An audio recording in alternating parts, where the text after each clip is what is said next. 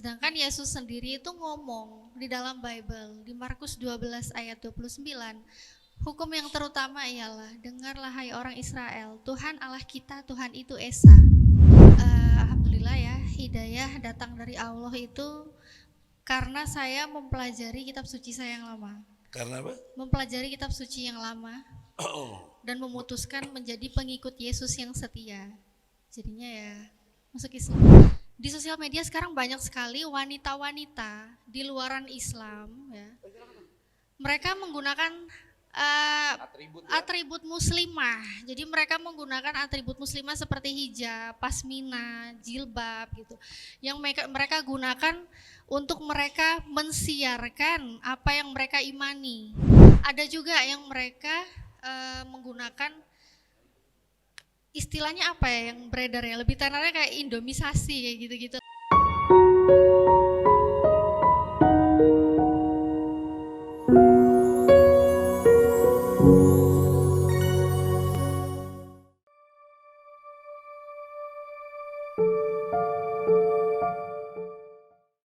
Bismillahirrahmanirrahim.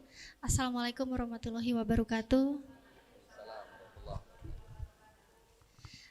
Ya Masya Allah, tabarakallah ya. Alhamdulillah bisa hadir di sini.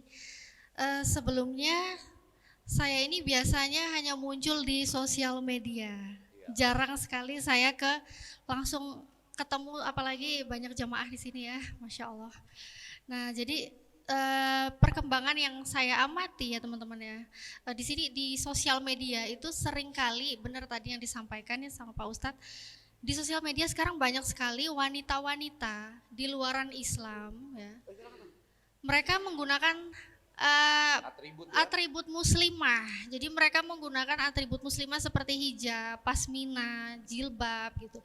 Yang mereka gunakan untuk mereka mensiarkan apa yang mereka imani. Contohnya di TikTok, di YouTube. Nah, buat teman-teman, kalau ini jangan dikira saya cuma asal ngeklaim, nggak ada contohnya, nggak apa-apa saya sebutin ya. Itu ada di channel YouTube, ada yang namanya Mikana. Orangnya cantik, Masya Allah. Tapi kesenangannya apa? Menggunakan hijab, ya, menggunakan kerudung. Terus ada juga Bunda Hana dan banyak sekali teman-teman lainnya yang Kristen di sana.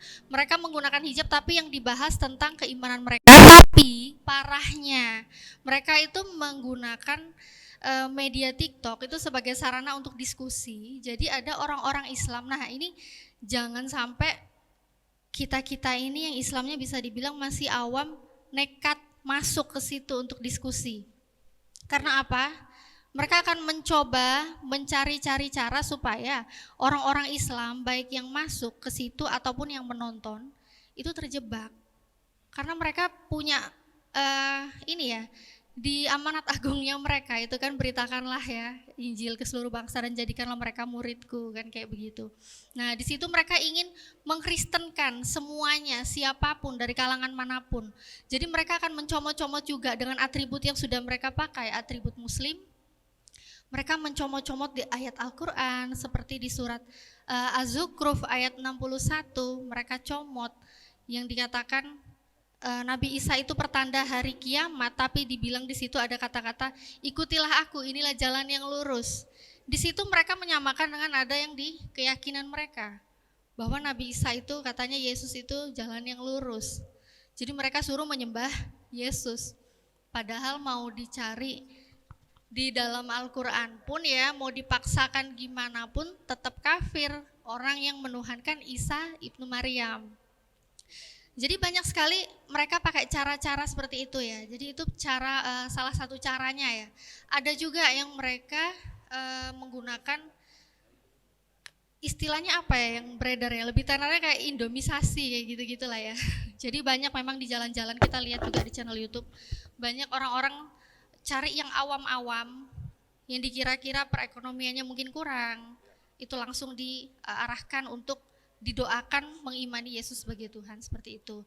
Nah jadi di sini yang saya lakukan ya, itu saya bersama teman-teman lainnya, itu banyak ya kami dari Muslim untuk menjaga akidah ya teman-teman ya, buat semuanya.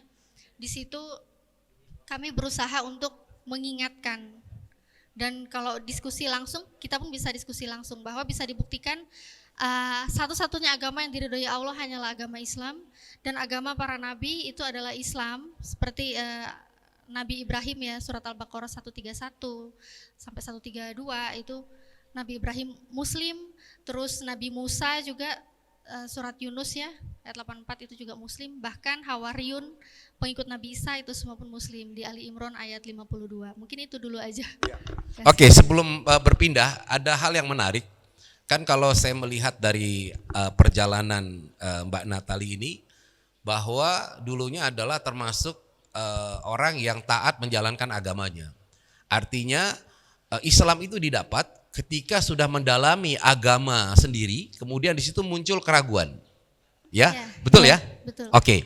Nah, sekarang kan banyak juga orang yang barangkali dia tidak mempelajari Islam lebih dalam gitu, kemudian ingin jadi mu'alaf. Entah itu karena ingin menikah atau apa. Nah, sarannya gimana? Kalau seandainya ada hal yang seperti ini gitu. Artinya sebenarnya dia belum mempelajari Islam, cuman karena kebutuhan, entah itu kebutuhan untuk menikah, ya, atau kebutuhan untuk apa, sehingga ya kebanyakan sih untuk nikah ya, sehingga akhirnya dia ingin menjadi mu'alaf. Nah, bagaimana kemudian Mbak Natali melihat fenomena yang seperti ini, apa sih yang sebenarnya harus dilakukan gitu? Ya. Alhamdulillah ya, sebenarnya kalau ada orang yang mau masuk Islam, apapun itu caranya, contohnya menikah, sebenarnya itu Masya Allah, tabarakallah, sungguh dimudahkan beliau untuk menerima hidayah. Karena nggak ada salahnya. Yang penting itu bukan kita masuk Islam penyebabnya karena apa. Kita nggak bisa mencari-cari itu yang menjadi titik acuan. Tapi yang penting adalah bagaimana setelah kita itu bersyahadat, bagaimana kita itu setelah berislam, apa yang harus kita lakukan ke depan hingga akhir usia kita ditutup seperti itu.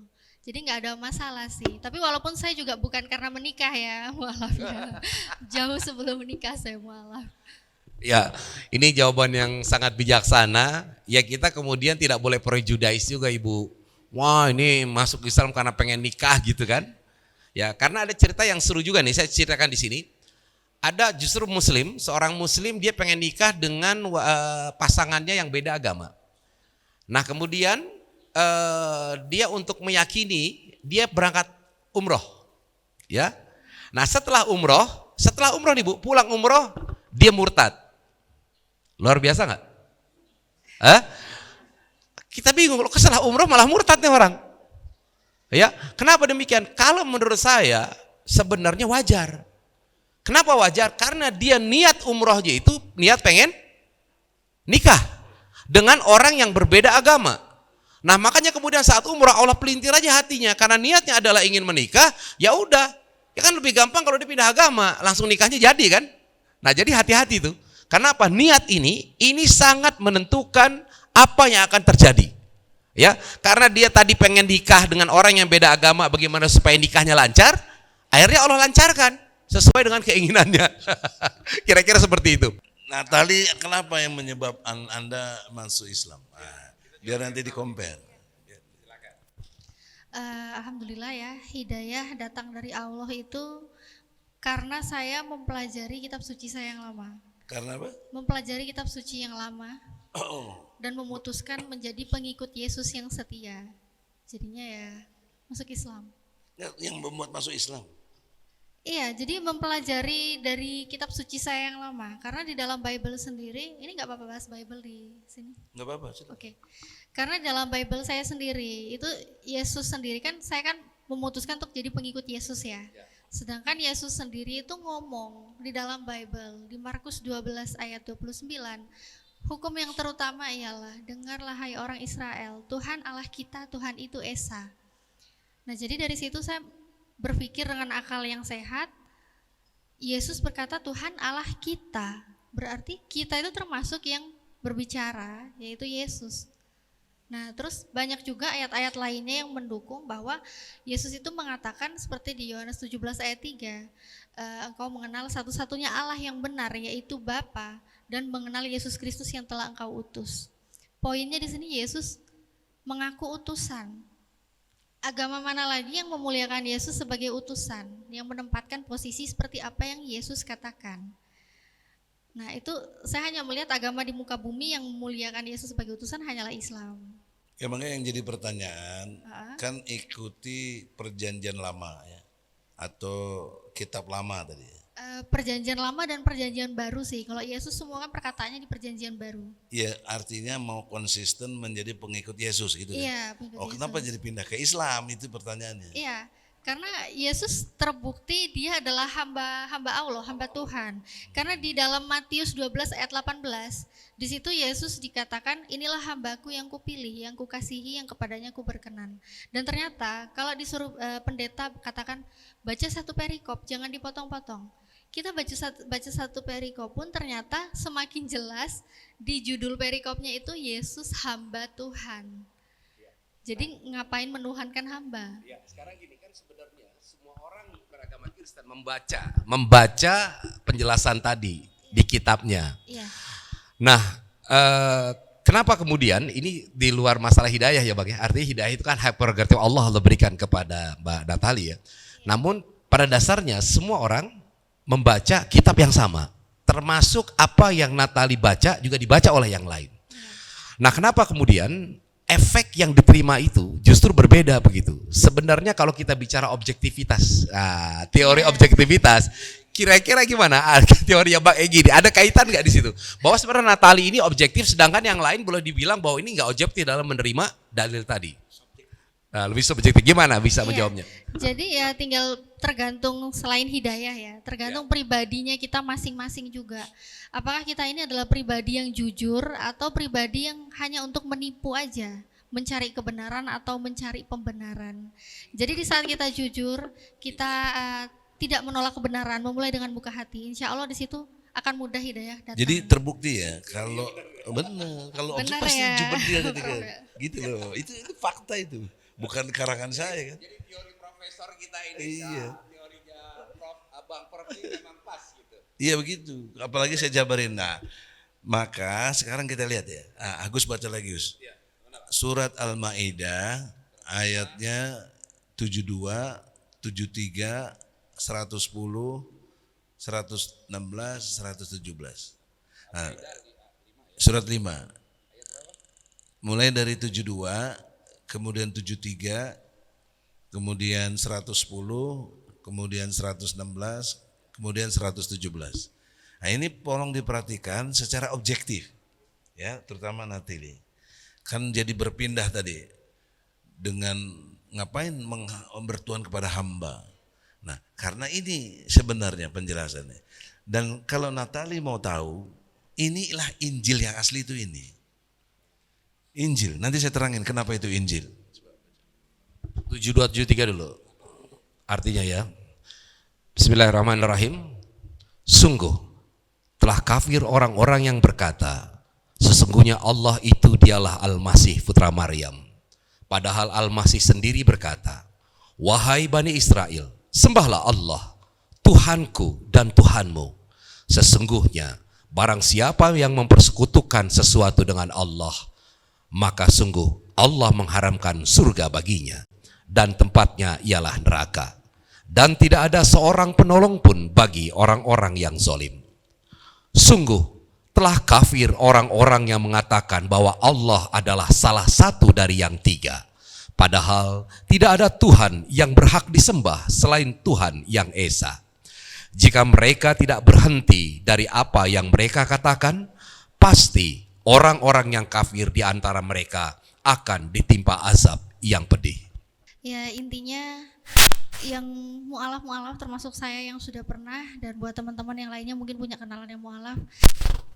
Iya, jadi intinya jangan kaget kalau ketika kita ditimpa ujian, karena semakin berat ujian itu menandakan iman kita berarti semakin besar. Karena Allah sendiri yang pernah berjanji ya bahwa setiap orang yang beriman pasti akan Allah uji.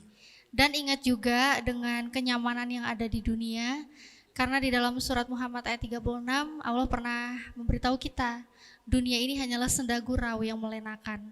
Jadi jangan sampai kita terlena, tetap kita hadapi, istiqomah, niatkan hanya untuk mencari ridha Allah. Semoga kita semua ketemu di jannah. Jadi Talawid Kampung Pesantren ini terletak di Kecamatan Kendahar, kurang lebih dari pusat kota Tahuna 30 menit, di sebelah utara kota Tahuna. Dan 100% di Kampung Talawid ini Muslim. Sehingga itulah kenapa sampai dijadikan Talawid Kampung Pesantren, karena 100% Muslim. Setelah dijadikan Talawid ini kampung pesantren, minat anak-anak, bapak-bapak, ibu-ibu, mualaf-mualafah untuk mendalami Islam, dan salah satunya untuk mengetahui huruf hijaiyah lewat Iqra dan Ukran itu sangat meningkat. Sehingga sangat penting Al-Quran untuk diberikan kepada anak-anak dan juga bapak-bapak yang ada di Talawid kampung pesantren.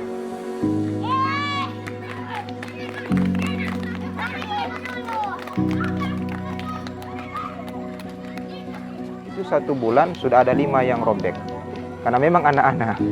Jadi entah karena semangatnya atau semangat bermainnya, jadi memang butuh dibantu Iqra dan juga Al-Quran karena dengan alasan tadi. Jadi harapan kami ke depan dari Badan Wakaf Al-Quran bisa memberikan Al-Quran kembali untuk taman pengajian di Talawid kampung pesantren.